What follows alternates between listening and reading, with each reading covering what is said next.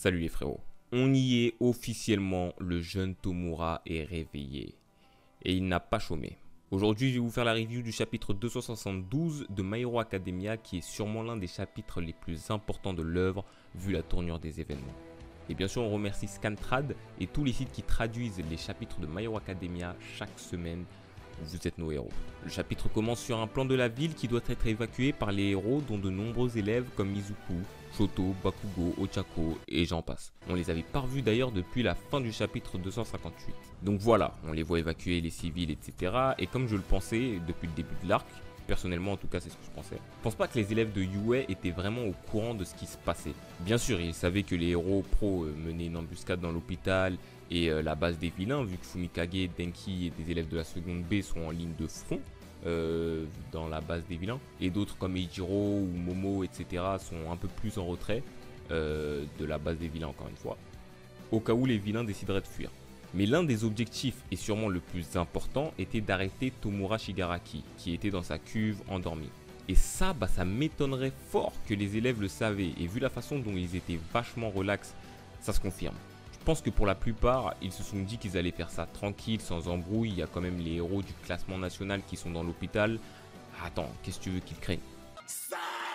Tout le monde se donne à fond quand même, la ville se fait évacuer petit à petit et on revient sur Izuku qui à la fin du chapitre 270 avait ressenti le réveil de Tomura. En tout cas c'est ce que je supposais, vu qu'en réalité la bulle où il était marqué « Il arrive » était en fait une voix qu'Izuku a entendue et qu'il a reconnue comme étant la voix du premier utilisateur du One for All.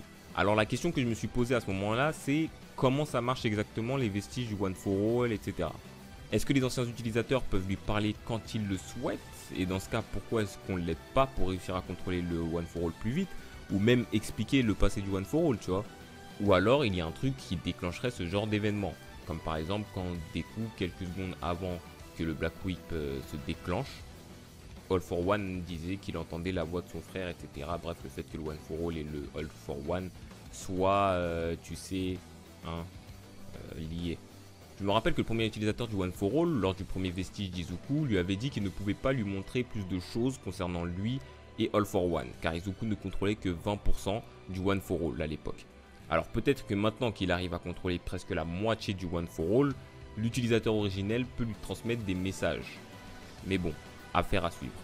Bref, après lui avoir bien fait comprendre que Tomura était réveillé et qu'il s'est réveillé avec un pouvoir exponentiel, et que les héros ont commencé à comprendre que quelque chose n'allait pas bien avec Izuku, on passe sur Tomura, assis, et je crois bien qu'il a froid.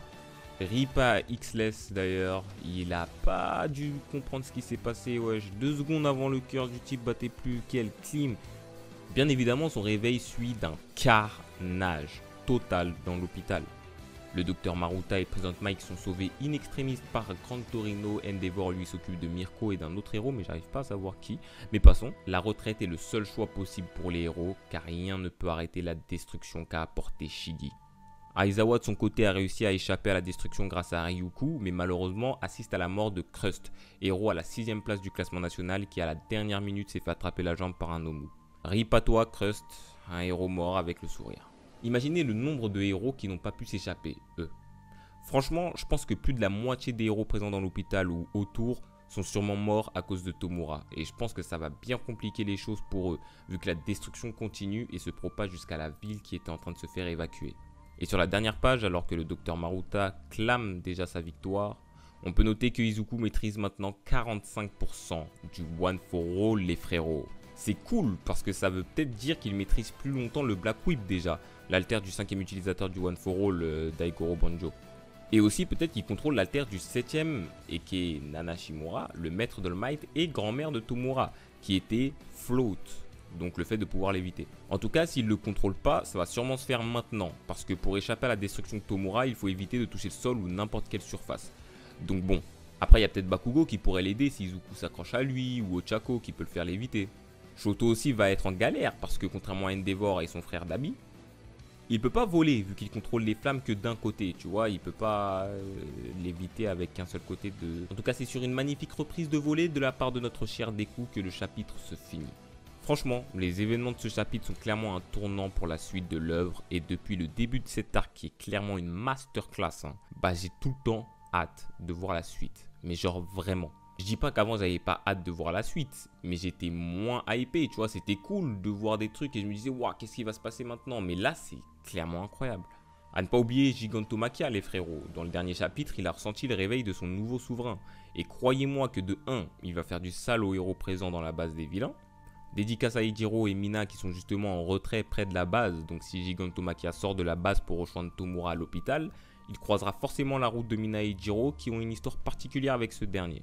Et de 2, s'il arrive à arriver jusqu'à la ville et l'hôpital, les héros qui ont réussi à s'échapper de l'hôpital de 1, ils vont devoir re-affronter quelqu'un qui est Gigantomachia et qui... Et même les héros genre Izuku et tout vont devoir faire quelque chose pour essayer de l'arrêter. C'est clairement très bien parti pour l'objectif de Tomura qui est de détruire la société bâtie par les héros. Voilà donc fin de review les frérots, en espérant que vous avez aimé ma façon de faire, etc. N'hésitez pas à vous abonner parce que je sais que beaucoup regardent mes vidéos sans être abonnés et si vous appréciez le contenu, pour me faire plaisir, vraiment un abonnement ce serait cool. Suivez-moi aussi sur Twitter pour qu'on discute de My Hero Academia parce que je suis vraiment actif sur Twitter. On se capte plus tard de toute façon les frérots. Ciao.